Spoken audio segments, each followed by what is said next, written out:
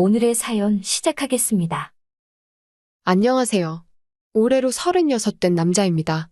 결혼한 지는 올해로 벌써 10년이 돼갑니다. 결혼 생활은 그다지 행복하지는 않네요. 최근 들어 그런 생각이 들은 게 아닙니다.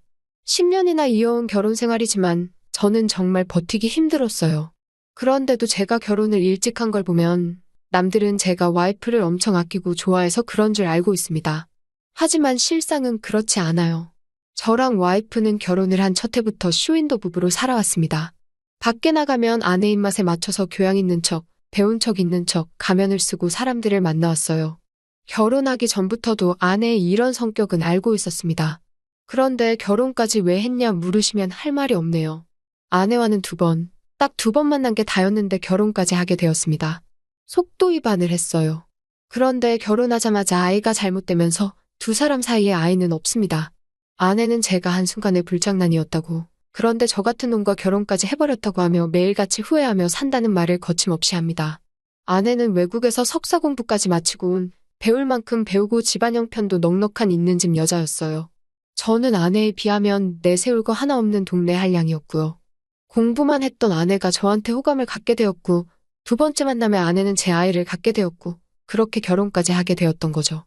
아내의 집안에서는 결혼을 반대하는 분위기였는데 아내가 고집을 부려 결혼을 하게 되었습니다. 그리고 아이가 잘못되고 아내 눈에서 콩깍지가 벗겨진 순간부터 저희 집에는 불화가 시작되었죠. 아내는 제가 못 배워 교양이 없는 걸 가지고 저를 나무라기 시작했고, 제가 그 등살에 못 이겨 이혼까지 하자고 했지만 아내는 자기가 이혼녀 도장 찍혀서 살아가는 것 또한 참을 수가 없다며 이혼할 거면 재산 분할 없이 위자료까지 청구하겠다 하는 말에 이혼도 못하고 있었습니다. 아내는 그만큼 타인의 시선을 신경 쓰면서 사는 사람입니다.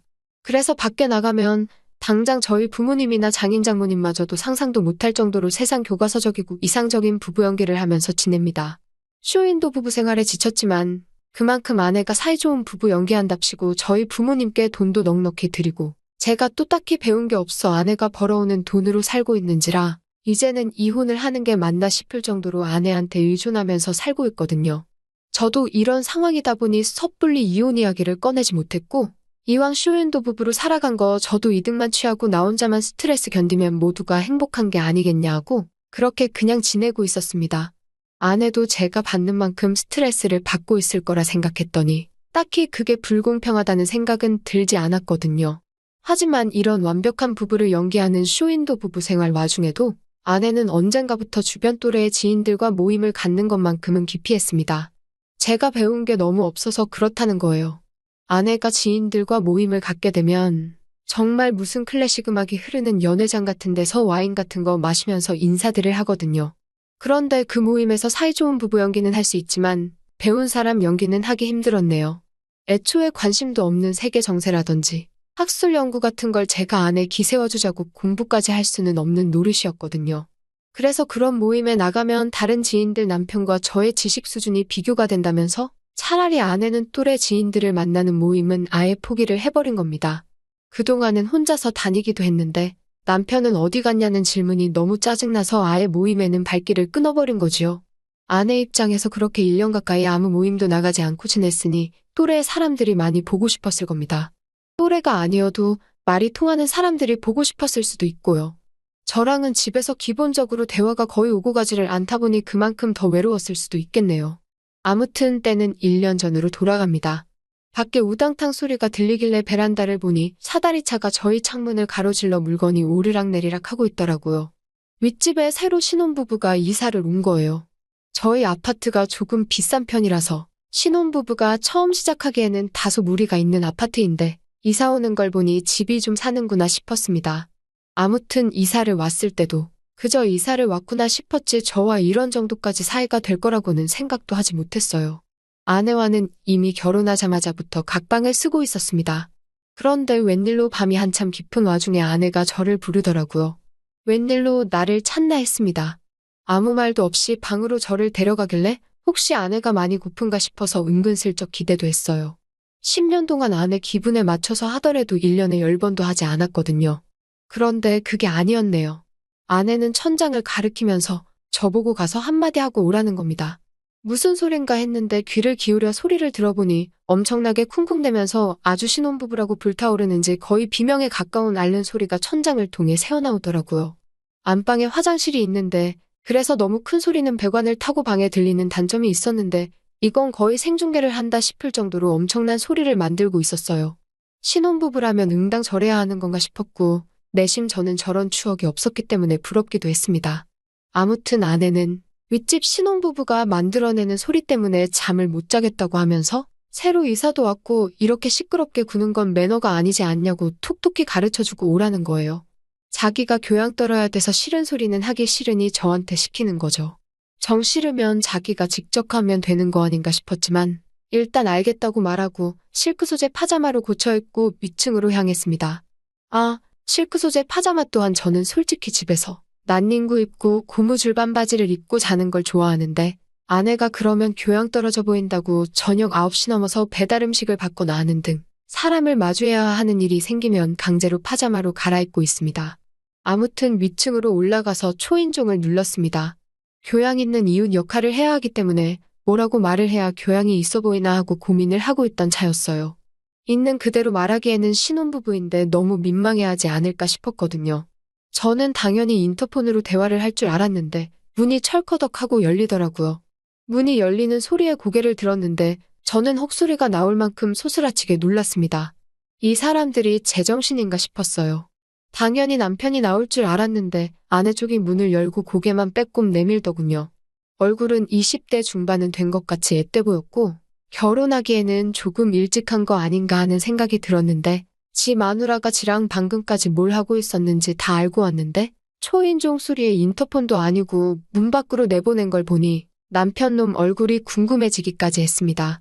저는 최대한 침착한 척을 하면서 아랫집인데 소리가 조금 시끄러우니 조심해주면 좋겠다고 말을 하고 대답도 듣지 못하고 도망치듯 후다닥 집으로 돌아왔습니다. 아내는 내려와서 한다는 말이 교양 있어 보이게 잘 이야기했냐며 어떤 대화를 주고받았는지 검사를 하더군요.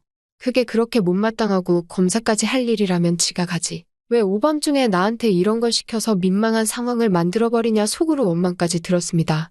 하지만 윗집 신혼부부들은 제 말이 통하지 않았던 건지 아니면 그냥 귓등으로 들은 건지 다음 날이 돼서도 또 그 다음 날이 돼서도 밤마다 만들어내는 그 소리를 멈출 생각이 없어 보였습니다. 아니, 오히려 더 심해졌으면 심해졌지. 제가 조금 소리가 불편하다고 말한 건 전혀 개의치 않아 보이는 듯이 들으란 듯이 더 큰 소리를 내고 있더군요. 들려오는 괴성과 그날 본 윗집 신혼부부 그녀의 얼굴이 매치가 안 되긴 했지만 아무튼 한 번 더 주의를 줘야겠다는 생각이 들었어요. 그래서 제가 한 번 더 다녀오려고 하니 아내가 됐다고 하면서 이런 쉬운 것도 똑바로 못한다고 자기가 다녀온다고 하더군요. 자기가 다녀오면 다녀오는 거지 굳이 나를 불러서 저러나 싶었지만 뭐 자기가 간다는데 제가 아쉬울 건 없어서 그러라 했습니다. 그런데 그렇게 당당한 아내가 얼마 안 있어서 후다닥 도망치듯 집으로 들어오더군요. 후다닥 들어오는 꼴을 보아하니 제가 얼마 전 봤던 장면과 비슷한 장면을 보고 왔는가 봅니다. 그런데 아내는 혼자 궁시렁대는 게 저런 무례한 남자가 다 있냐면서 못 배운 거 티낸다고 뭐라 중얼거리는 걸 보니 이번엔 여자 쪽이 아니라 남자 쪽이 나왔나 봅니다. 그런데 아내의 경고가 통했는지 그 다음 날부터는 이내 조용해지더군요. 그리고 그때는 몰랐습니다. 이 사소한 사건이 저희 인생을 송두리째 바꿔놓게 될 거라는 걸 말이죠. 별다른 일 없이 지내고 있던 평소와 똑같은 하루였어요. 저는 당시 일을 하고 있기는 했지만 아내가 어디 나가서 말하기도 부끄러운 직장 가질 바에는 집에 있으라고 했어서 딱히 직장을 가지고 있는 건 아니었고 제가 필요한 거 있을 때마다 소일거리 구해서 몇 주 정도 하고 돈 벌고 하는 식으로 제 개인적인 유흥비는 챙기고 있었거든요. 그런데 한동안 무력도 없고 해서 그냥 집에서 한동안 지냈었습니다. 그런데 하도 놀고만 있다 보니까 집에서 너무 지루하길래 산책이나 나가야겠다 싶어서 밖을 나갔습니다. 그냥 아파트 단지 산책이나 좀 할 생각이었죠. 이웃들 보는 눈 신경 쓴다고 담배라도 피려고 치면 집에서 10분은 떨어져 있는 곳까지 가서 흡연을 하고 와야 했어요. 그래서 거의 집에 있는 동안에는 참아내는 편인데 또 밖에 나오니 생각이 나서 근처 편의점 가서 하나 사다가 제가 평소에 흡연을 하는 장소로 향했습니다. 그런데 길 건너에서 누가 장을 보고 걸어서 집에 들어가는지 양손으로 커다란 봉지 하나 끌어안고 있는 것도 모자라 양손 가득히 해서 장바구니를 짊어지고 낑낑대면서 걸어가더라고요. 그런데 바람에 찰랑찰랑거리는 건강한 머리카락이 눈에 익길래 누군가 보니 윗집에 새로 이사 온 그 여자였습니다. 집도 비싼데 사는데 집에 차도 없나 싶었어요. 좋은 인상으로 마주한 건 아니지만 그래도 이웃 간의 정이 있지 싶어서 마침 횡단보도 신호등이 바뀌었길래 길 건너로 뛰어갔어요. 그녀 근처까지 다다르고 나서 그녀 손에 들려있는 장바구니를 뺏으며 제가 도와준다고 하는데 그녀가 흠칫하고 놀라더라고요. 이내 장바구니를 집어든 게 저라는 걸 알아보고는 그녀도 제 얼굴이 기억이 났는지 금방 안심하는 분위기였습니다. 보통 이렇게 장을 봐야 하는 날에는 남편하고 차 끌고 같이 가지 않냐고, 뭘 그렇게 많이 샀냐고 물으니 원래는 오늘 저녁거리 사러 간 거였는데 이것저것 사다 보니까 자기도 모르게 이렇게 잔뜩 사버렸다는 거예요. 어떻게든 들고 가보자 하고 장바구니 사다가 다 쑤셔 담고 들고 오고 있는데 몇 번이나 후회를 하고 있던 와중이라고 하네요. 그러면서 도와줘서 고맙다고 인사를 하더라고요. 며칠 전 문 앞에서 그녀를 마주대했을 때랑은 다르게 예의도 있고 상식이 있는 사람처럼 보였습니다. 그런데 왜 그날에는 그런 차림으로 나왔느냐 묻고 싶었지만 괜히 말 꺼냈다가 이상한 사람으로 보이지는 않을까 싶어서 참았네요. 그녀 집 앞까지 짐을 같이 들어주고 나니 짐이 얼마나 무거웠는지 애초에 나온 목적도 잊어버릴 정도였습니다. 그냥 집에 들어가서 쉬어야겠다는 생각뿐이었는데 그녀가 도와줘서 고맙다고 집 안에 들어와서 시원한 차라도 한 잔 나고 가라는 거예요. 신혼부부 집에 들어가는 것도 그렇고 해서 급구사양했지만 그녀가 꼭 좀 마시고 가지 않으면 자기 마음이 불편할 것 같다고 하기에 하는 수 없이 그녀의 집 안으로 들어갔어요. 신혼부부치고 생각보다 단촐하게 집 안을 해놓았더군요. 집도 무채색으로 화려하지 않게 꾸며놓았고 아무튼 소파에 앉아서 그녀가 차를 내오기를 기다리는데 부엌에서 콧노래를 흥얼거리면서 저를 위해 뭔가 준비하는 모습을 보니 처음 보는 광경이라 그런지 제 마음이 다 설렜습니다. 제 아내는 저를 위해 뭘 해주는 게 아니라 아예 부엌 앞에 서는 법이 없었거든요. 그렇게 그녀가 내어주는 차를 마시고 가려는데 그녀가 제가 불편할 걸 생각한 건지 제 옆으로 자리를 앉더니 같이 차를 마시면서 서로 대화를 나눴습니다. 3인용 소파라서 그녀가 제 옆에 너무 가깝게 앉아있는 게 아닌가 하는 생각이 들었지만 서로 대화를 나누다 보니 이내 어색함도 사라지고 무엇보다 그녀가 내숭도 없고 말도 재미있게 잘 하더라고요. 맨날 대화할 때마다 교양 떠는 아내만 보다가 오랜만에 그냥 보통 여자랑 대화를 나누는 느낌이 나쁘지 않았어요. 서로 말도 잘 통했고 관심사마저 비슷했기에 둘이 대화를 시작하면 시간이 가는지 모를 정도로 웃고 떠들 수 있었습니다. 그렇게 저와 그녀는 서로의 배우자가 출근해 있는 사이에 둘이 집에 있으면서 시간이 날 때마다 만났고 급속도로 가까워지게 되었습니다. 가까워졌다고 해서 선을 넘거나 하지는 않았어요. 어차피 저는 쇼윈도 부부였기에 그녀에게 어느 정도 호감이 있기는 했지만 그녀는 이제 막 결혼한 신혼부부인데 제가 비집고 들어갈 틈은 당연히 없을 거라고 생각했고 당연히 그래서는 안 된다고도 생각했기에 많이 조심스러웠어요. 언젠가는 남편이 차를 사줬다며 자랑을 하길래 역시 그녀가 저한테 마음을 터놓고 대화를 나눌 수 있는 건 부부 사이의 신뢰관계가 바탕이 되어 있기 때문이 아닌가 하는 생각을 하게 되었고 그녀에 대한 마음을 정리하게 되었습니다. 저의 경우는 그녀와는 반대로 아내와의 불화가 그녀에게 마음을 빼앗기고 이렇게 가깝게 지내게 될 수 있는 게 계기가 되었거든요. 아무튼 제 마음을 접었다고 해도 그녀를 일부러 피해 다니거나 하지는 않았습니다. 애초에 그녀가 저를 이성으로 대하는 게 아니라는 생각을 하고 있는데 제가 난데없이 그녀를 피하는 건 매너가 아니라고 생각했기 때문이죠. 대신 그녀와 차 마시면서 수다 떠는 게 하루에 대여섯 시간을 소비했으면 최대한 시간을 줄이려고 노력을 했습니다. 피차 각자 남편이나 아내가 집에 있는 주말에는 서로 얼굴 볼 일도 없었고 위층에서 들려오는 소리만 들으면 그녀는 금술이 꽤나 좋아 보였거든요. 그런데 하루는 그녀가 저한테 부탁이 있다고 하는 겁니다. 무슨 일이냐 물어보니 운전을 배우고 싶다고 하더군요.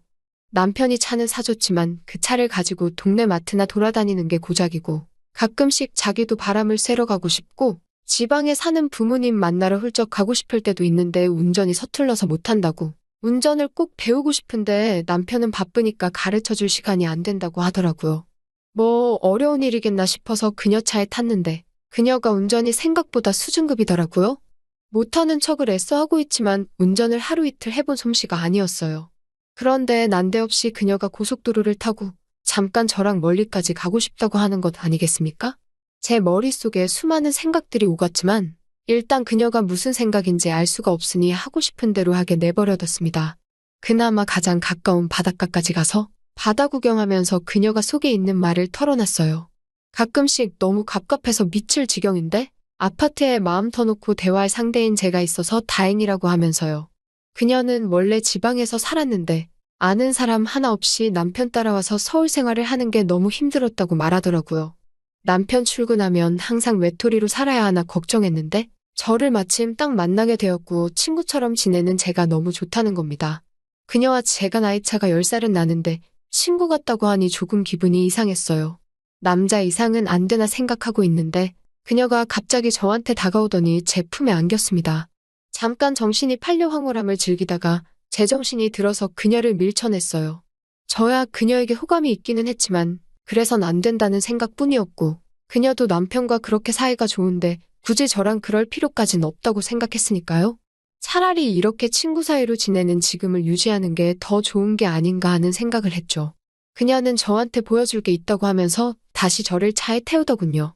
그리고 차를 타고 도착한 곳은 저희가 사는 아파트 지하주차장이었습니다.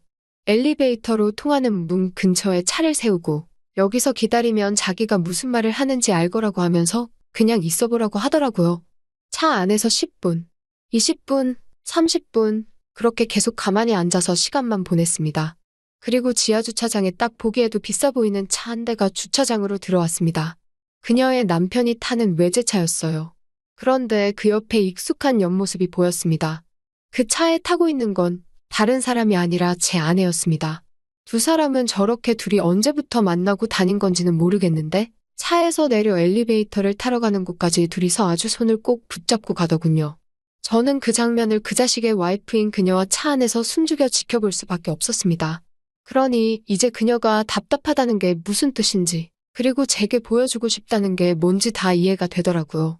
그리고 그녀는 이 장면을 본 저에게 보고만 있을 수 있냐는 듯이 우리도 못할 게 뭐가 있겠냐며 차도 있겠다 밖에 같이 나가자고 제안을 하더라고요.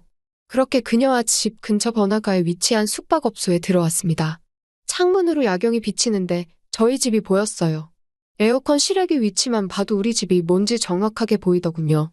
하지만 집에 불은 들어와 있지 않았습니다.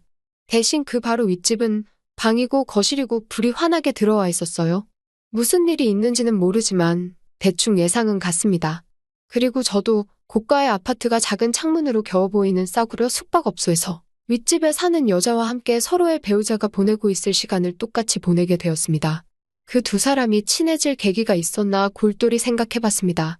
아마 그날 위층에 주의를 주러 간 아내가 그때부터 윗집 남자, 그러니까 그녀의 남편과 눈이 맞았던 것 같네요. 그녀의 말을 들어보니 그녀도 저와 비슷한 상황이었던 것 같습니다. 소위 잘 사는 집안에서 엘리트 교육을 받은 남자인데 다른 건 모르고 젊고 예쁜 와이프를 다른 사람들에게 보여줄 트로피처럼 사용하기 위해 일부러 지방에서 집안이 어려운 곳에 예쁜 여자를 찾아서 결혼을 한 거라 하네요. 그런데 남편의 갑질이 날이 갈수록 심해졌다고 합니다. 그러니 제가 윗집에 주의를 주러 갔을 때 그녀의 차림새가 왜 그랬는지 다 설명이 되더군요.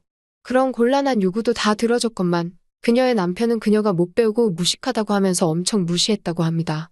무시당한 것도 서러운데 언제는 차를 한 대 뽑아주면서 자기가 말하는 날에는 집에도 들어오지 말고 어디든지 가 있으라고 했다는군요. 이유가 뭐냐 물어봤더니 자기한테 수준 맞는 상대를 찾았다며 그 여자랑 같이 있고 싶을 때는 그녀 보고 자리를 피해달랬다고 했다네요. 그리고 그 수준 맞는 상대가 아랫집에 살고 있던 저희 와이프였던 거고요. 어차피 저희는 쇼윈도 부부다 보니 아내가 윗집 놈을 만나던 아랫집 할아버지를 만나던 저는 크게 상관 안 했는데 그녀는 많이 충격을 받은 모양이더라고요. 그러던 와중에 자기 남편을 뺏어간 여자의 남편인 제가 너무 미웠지만 저와 시간을 보내면서 대화도 잘 통하고 마음 편한 상대가 되니 그녀 마음속에서 저절로 제가 커져만 갔다고 하는 겁니다. 그렇지만 이 사실을 저한테 일러 바치는 게 과연 저를 위해 좋은 일일까 하고 고민을 많이 했었다고 하네요. 그도 그럴 것이 그녀는 제가 쇼윈도 부부라는 사실을 몰랐을 테니까요. 그래서 그녀에게 그건 크게 상관이 없다고 말해주고 저의 상황을 다 이야기해줬습니다. 그리고 그렇게 제 아내와 그녀의 남편이 아직도 둘이 몰래 만나듯 저도 윗집 그녀와 좋은 시간을 보내고 있지요. 각자 수준에 맞는 사람 찾아서 이혼을 하는 것도 방법이겠지만 아내도 이혼을 원하지 않은 상황이고 어차피 두 부부 사이에 배우자만 바뀐 건데 이혼까지 할 필요가 있나 싶더라고요. 저나 그녀는 서로의 배우자가 벌어오는 돈으로 편하게 삶을 영위하면 되는 거고, 반대로 두 사람은 겉핥기식으로 부부 사이 유지하면서라도 바깥에는 보기 좋은 부부 연기하면서 젊고 예쁜 마누라, 어리고 잘생긴 남편 남들에게 자랑하면서 사는 게 그들한테는 더 값진 일이지 않겠나 싶어요. 누가 보면 뭐 저런 관계가 다 있냐고 하시겠지만, 당장 저도 결혼 생활 10년 차 동안 이렇게 행복했던 적이 없던 것 같네요. 현재에 충실하고 상대방에게 진실된 사이가 이렇게 정신건강에 좋은지 처음 알았습니다. 그녀는 이제 신혼이지만 차라리 일찍부터 이렇게 살면서 가짜 인생 살며 참아가며 사는 걸 배우게 하는 것보다 현재를 가장 행복하게 살 방법을 알려주는 게 더 좋은 게 아닌가 하는 생각이 드네요. 이 관계가 언제까지 유지될지는 모르겠지만 당장 저도 저의 행복 찾으며 살아가려고 합니다. 또 찾아주셔서 감사합니다. 매일 새롭고 흥미로운 사연으로 찾아뵙겠습니다. 구독과 좋아요 잊지 마시고 다음 사연으로 다시 찾아뵙겠습니다. 감사합니다. 외모 관리는 나이가 들수록 중요해집니다. 나이가 들면 외모까지 신경 쓸 필요가 있을까? 나이가 들면 그런 것들보다는 내면에 집중 해야 하지 않을까라는 생각으로 이 영상을 클릭하셨을 수도 있을 것입니다.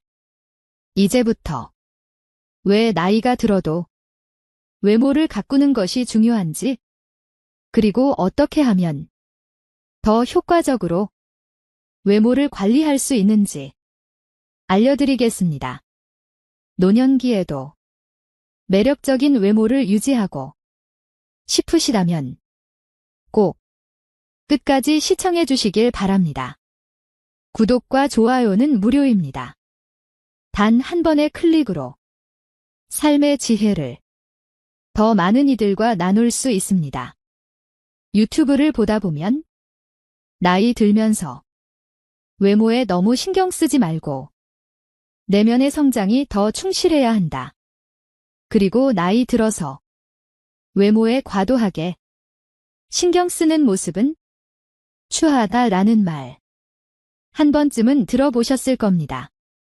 어른스러움과 외모에 대한 집착 사이의 괴리감 또는 젊음을 유지하려는 과도한 노력이 불편함을 주는 경우도 있습니다.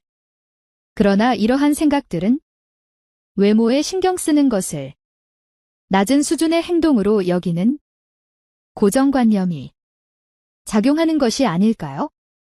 외모에 대한 중요성을 강조하는 것은 단순히 잘생기거나 예쁘다는 표면적인 측면에 초점을 맞춘 것이 아닙니다. 여기서 강조하고자 하는 외모 관리는 훨씬 더 광범위한 개념입니다. 이는 청결함, 체형 모발 등을 포함한 우리의 전반적인 외형과 몸의 관리를 의미합니다. 사실 외모는 우리가 누구인지, 어디에서 왔는지, 현재 어떤 상황에 있는지를 반영하는 중요한 요소입니다.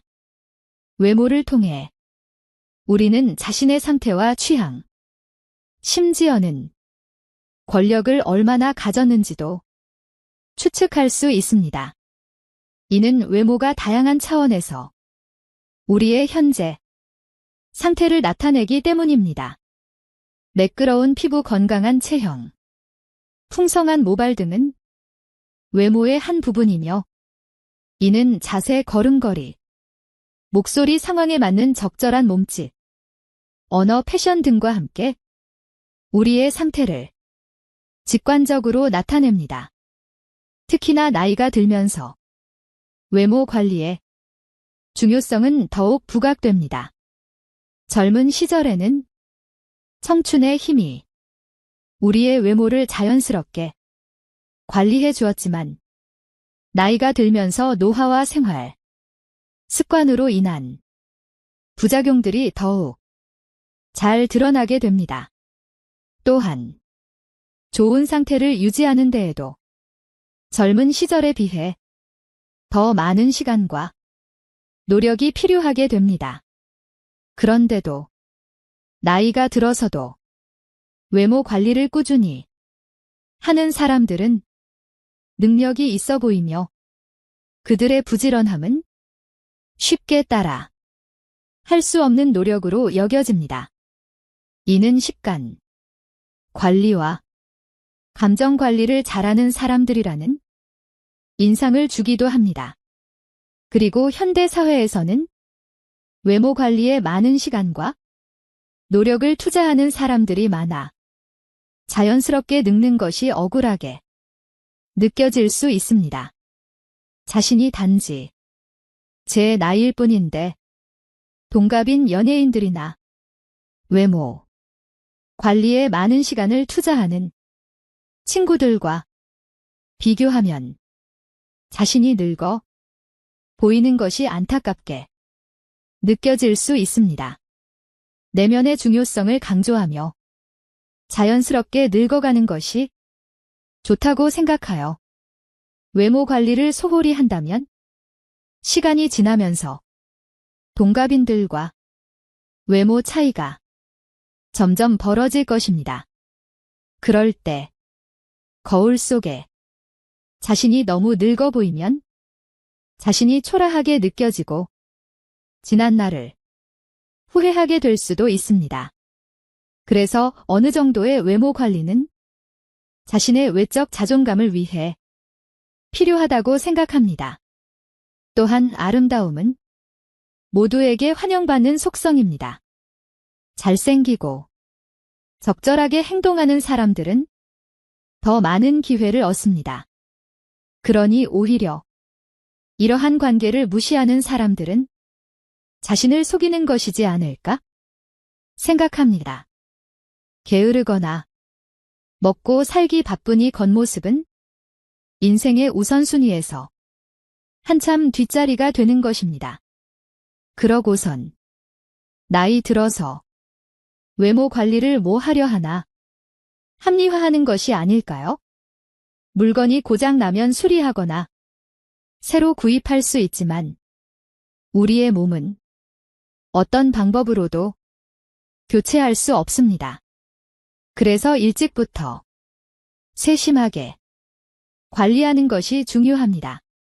부유한 사람들도 단순히 오래 살기 위해 건강을 유지하는 것이 아니라 자신이 원하는 신체적 조건을 유지하며 오래 삽니다.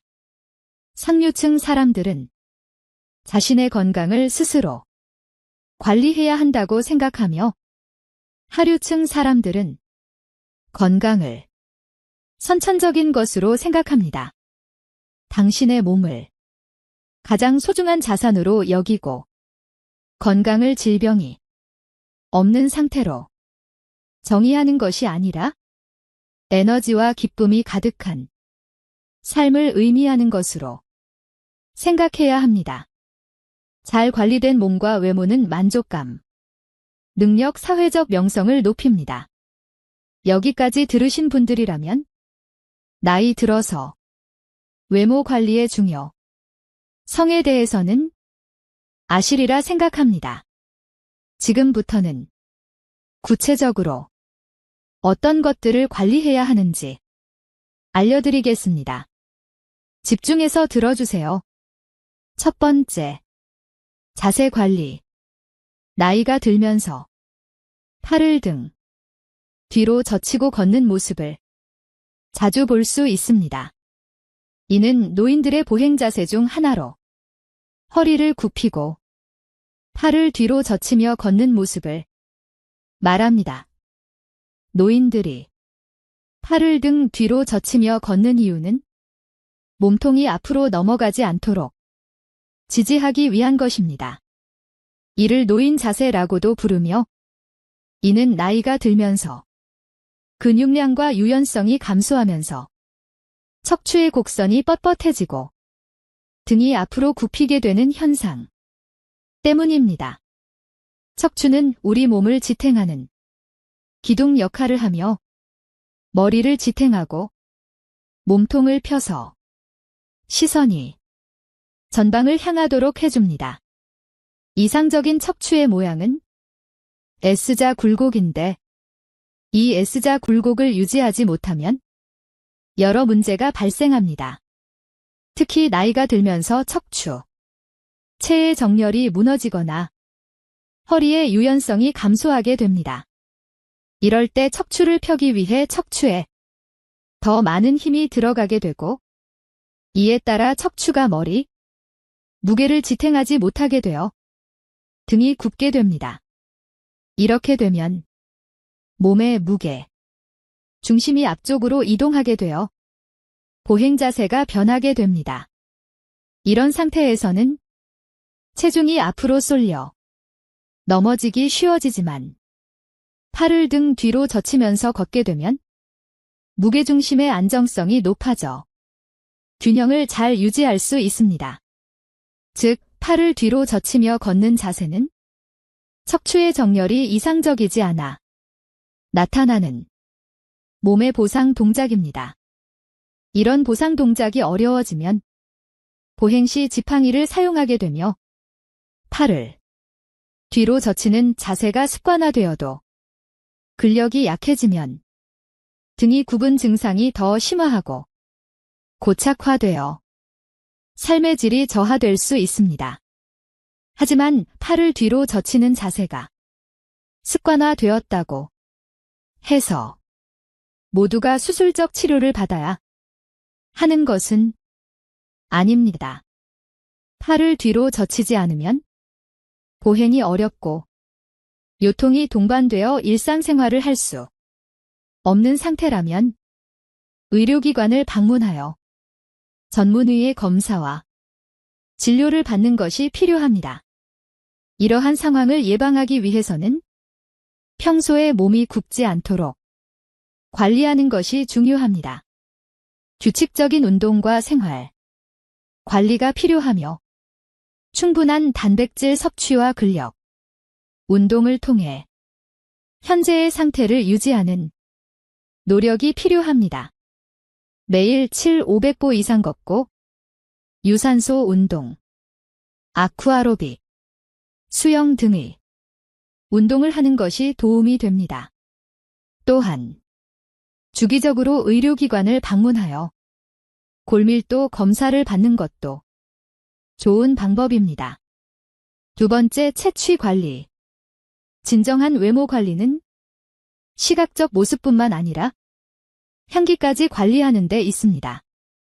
자신의 체취를 알고 그에게 맞는 관리법을 선택할 수 있습니다. 구강 청결제, 향수 방향제 등을 사용하여 체취를 관리하는 것은 나이가 들수록 더욱 중요해집니다. 체취의 변화는 다양한 원인이 있습니다. 노화가 진행되면서 피부 표면의 지방산 분해 속도가 느려져 로넨 알데하이드라는 성분이 쌓이게 되고 이에 따라 냄새가 발생합니다. 하지만 이를 해결하는 방법은 간단합니다. 약속이 있는 날에는 평소보다 청결에 더욱 신경을 써주면 됩니다. 샤워 시 비누로 잘 닦아주고 옷은 섬유 탈취제를 사용하는 것이 좋습니다. 그리고 노년기에 접어들면 침샘의 활동이 줄어들어 입이 쉽게 마르게 됩니다. 입이 마르면 구강 내 세균 감염이 증가하여 구취가 나고 잇몸 건강에도 악영향을 미칩니다. 따라서 정기적으로 치과를 방문하여 관리하는 것이 중요합니다. 식사 후에는 구강 청결제를 사용하고 입이 마르지 않도록 물을 자주 마시는 것도 도움이 됩니다. 또 요실금도 체취를 유발하는 원인 중 하나입니다. 화장실을 자주 이용하는 것이 냄새를 예방하는 가장 좋은 방법입니다. 요실금으로 인해 일상생활에 불편함을 느낀다면 병원에서 진료받는 것이 좋습니다. 세 번째, 모발 관리. 머리숱은 유전이라고 생각하고 관리를 전혀 안 하시는 분들이 있습니다. 물론 유전과 노화로 인해 머리가 하얘지고 빠지는 것은 당연한 자연의 이치입니다. 하지만 잘못된 식사와 스트레스, 나쁜 수면 습관은 탈모와 흰머리를 가속합니다. 그리고 사람의 외, 모에서 머리는 약 70를 차지하는 매우 중요한 부분입니다. 그러나 많은 사람이 피부 관리는 하지만 두피 관리를 소홀히 하는 경우가 많습니다. 시간이 지나면 모발이 없는 사람이 더 나이 들어 보입니다. 따라서 두피 관리를 평소에 잘하는 사람이 나중에 더 젊어 보입니다. 사람은 나이를 먹을수록 모발 관리는 더욱 어려워집니다. 젊은 사람들에 비해 2배 이상의 노력이 필요하다는 것입니다. 그래서 중년이 되면 모발 관리의 중요성을 강조합니다. 또 피부는 상대적으로 빠르게 회복이 가능하지만 머릿결은 많은 정성을 들이지 않으면 쉽게 회복되지 않습니다.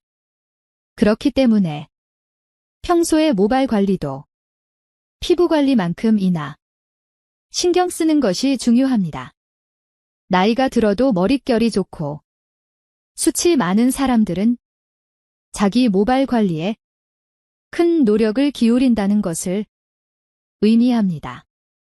머리 숱을 많게 만드는 방법의 하나는 올바른 머리 감기 방법입니다. 탈모를 예방하려면 두피가 깨끗해야 합니다. 미세먼지, 노폐물, 두피 각질이 모공을 막으면 가려움증, 두피 피부염이 생길 수 있고 머리카락이 많이 빠질 수 있습니다. 따라서 하루 동안 쌓인 노폐물을 제거하기 위해 저녁에 머리를 감는 것이 좋습니다.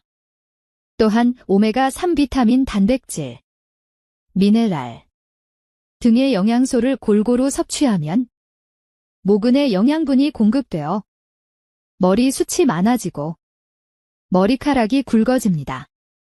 머리 숱을 많게 만드는 음식으로는 달걀, 연어, 호두, 두부, 검은 콩, 해조류, 제철 과일 등이 있습니다. 특히 비타민 B가 풍부한 맥주, 효모는 따로 영양제로 섭취하면 좋습니다. 이처럼 나이가 들면서 외모에 더욱 신경을 쓰고 가꾸는 것이 중요해집니다. 그렇게 되면 인생의 품격이 자연스럽게 드러나게 됩니다. 루즈벨트의 부인 엘레나 여사가 남긴 명언 중 한 구절이 이를 잘 설명합니다. 아름다워 젊음은 우연한 자연의 현상이지만 아름다운 노년은 누구도 쉽게 달성할 수 없는 예술 작품이다라는 말입니다. 마지막으로 우리 몸은 늙었다고 새로 살 수 없습니다. 그러니 재고가 하나밖에 없음을 잊지 말아야 합니다. 다 옳은 소리 같더라도 이것을 인지하고 있는 것만으로 세월이 지나 그렇지 않은 사람과 확연하게 차이가 날 것이라 확신합니다. 끝까지 시청해주셔서 감사합니다. 구독과 좋아요는 사랑입니다.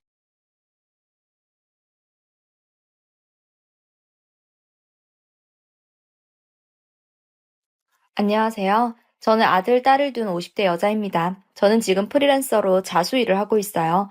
딸 도움을 받아 인터넷으로 주문을 받고 팔고 하다 보니 꽤 수입이 들어오는 편이라 생활비랑 밥 먹을 돈을 빼고는 여가 생활을 할 정도로 어렵지는 않게 살고 있습니다. 아들은 집에서 저와 살며 대학에 다니고 있고 딸은 2년 전에 졸업하고 다행히 빨리 취직이 되어서 집에서 40분 정도 되는 거리에서 혼자 자취를 하고 있습니다. 그래도 집에 자주 와서 밥도 먹고 잠도 자고 가고 그래요. 딸은 지금 결혼한 남자도 있고요. 딸이 대학생 때 선배로 만난 남자인데 싹싹하니 사람도 좋아 보이고 집안도 화목하고 무엇보다 우리 딸을 아껴주고 사랑해주는 게 눈에 빤히 보여서 연애하고 처음 우리 집에 찾아와 인사했던 날부터 제 마음에 쏙 들었어요. 외모나 재력은 둘째치고 일단 인간이 되어 있는 것 같았거든요.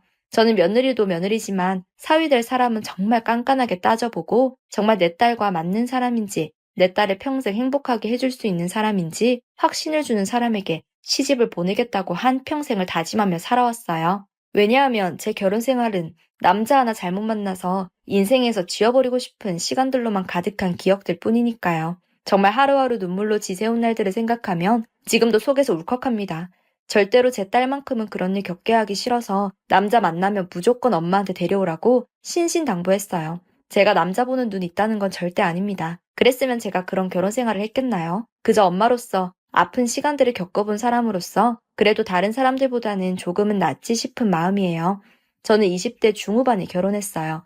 친구의 대학 선배였는데 친구가 하도 만나보라고 성화를 부려서 어디 한번 만나나 보자 하고 소개팅 자리에 나가서 만나게 되었는데 대화를 하다 보니 말도 잘 통하고 해서 자연스럽게 교제하는 사이가 되었죠. 그러다 교제 기간이 길어지고 부모님께도 자연스럽게 알리게 되었는데 부모님께서 두 분 다 건강이 좋으신 편이 아니셔서 하루빨리 손주를 보고 싶으시다고 결혼을 재촉하셨어요. 남편 부모님께서도 길게 시간 끌 필요 없다고 하시고 결혼을 진행시켜서 정말 챙길 것만 챙겨서 시집왔어요. 결혼하고 신혼 초반은 그래도 나름 즐겁게 남편과 둘이 잘 살았어요. 남편은 다정한 사람은 아니었지만 그래도 챙겨야 할 건 다 챙겨주고 가끔은 둘이 외식도 나가고 시간 여유가 생기면 당일치기 여행도 가고 그렇게 나름대로 좋은 남편의 모습으로 결혼 생활을 보냈죠. 그런데 남편의 그런 다정한 모습은 저에게만 해당되는 게 아니었나 봐요. 결혼하고 2년 후에 저희 친정 아버지께서 지병으로 돌아가셨어요. 친정 어머님께서는 너희 아버지는 이렇게 갔지만 나는 절대 손주 보기 전에는 못 간다 하시며 우셨고 전 남편에게 아이를 가질 생각이 있냐 물었어요. 남편도 아이를 갖고 싶었고 우리 부모님도 아기 가지라고 여러 번 말씀하셨다고 했어요. 그래서 임신하기로 계획하니 생각보다 쉽게 아이가 찾아와 주었고 그게 지금 제 옆에 있는 딸입니다. 친정 어머님께서는 첫 손녀 보고 정말 춤출 기세로 좋아하셨고요.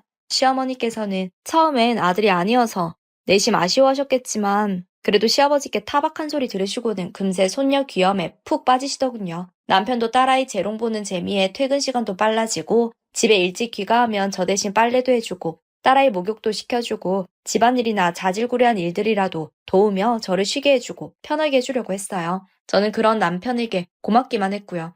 딸아이도 크게 아픈 데 없이 건강하게 잘 자라주었어요. 첫째가 예쁘니 둘째도 가지고 싶어서 딸이 어느 정도 크고 둘째를 계획했고 딸이 4살 되던 해에 둘째를 낳아서 그게 지금 대학생인 아들입니다.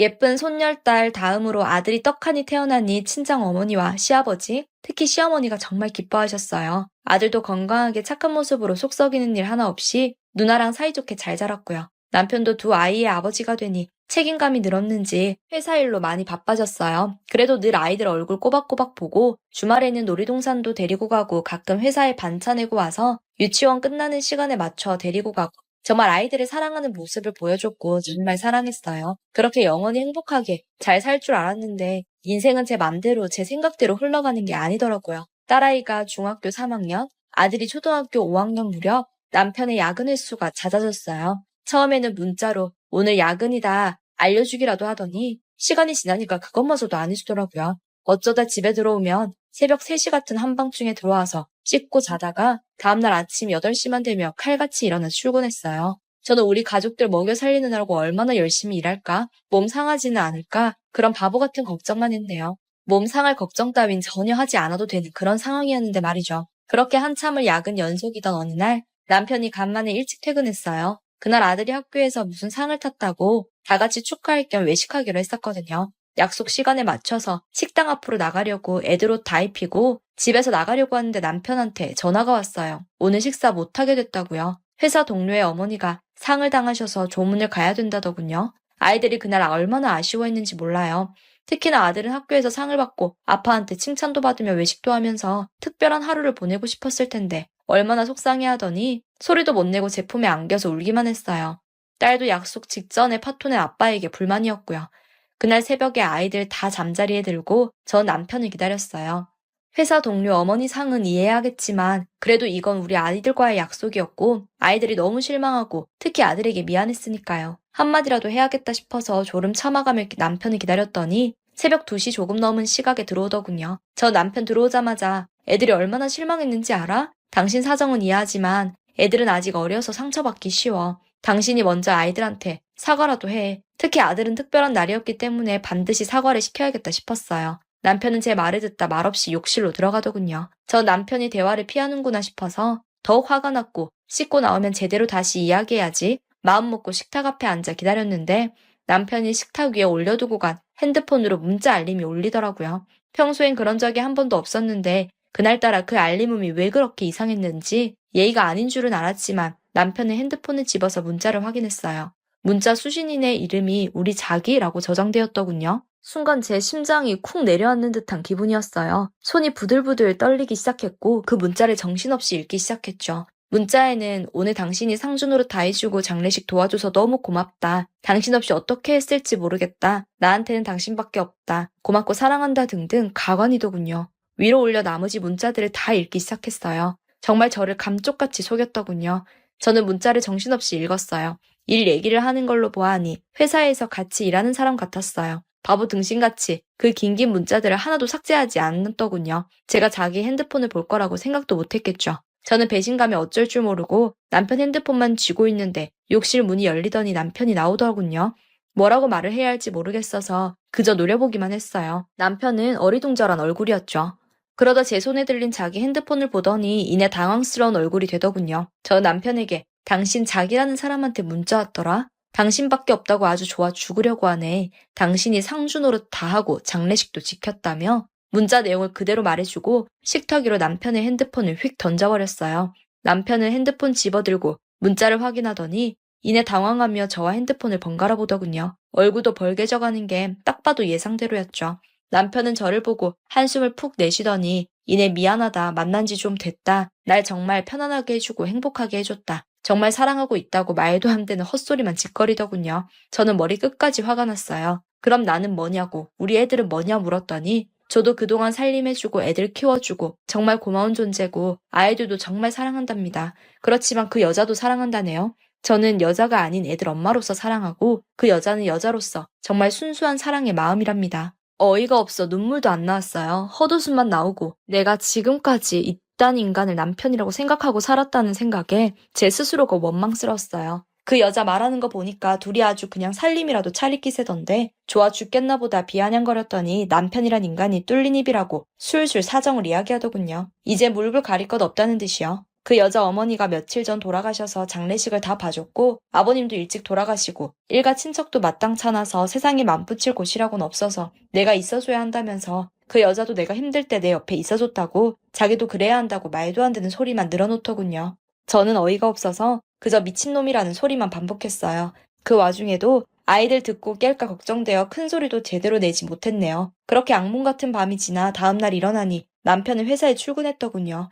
저는 아이들 학교 보내고 차분히 앉아서 나는 이제 어떻게 살아야 하나 한동안 생각했어요. 걱정은 아이들 때문이었죠. 아이들이 없었다면 당장이라도 남편 회사고 보고 찾아가서 상간녀를 찾아가 머리채라도 잡았을 거예요. 그렇지만 이제 제 전부는 아이들이고 오로지 아이들이 중심으로 모든 걸 결정해야 했어요. 저는 아이들 아빠 없는 애라고 손가락질 받으며 자라게 할 순 없었고 그리고 남편이 그 상간녀랑 하하호호 웃으며 부부로 사는 것도 절대 용납할 수 없었고요. 전 남편에게 전화해서 잠시 회사 근처로 나와달라고 했어요. 그 상간녀도 데리고 나오라고요. 만나기로 한 장소로 갔더니 남편 혼자더군요.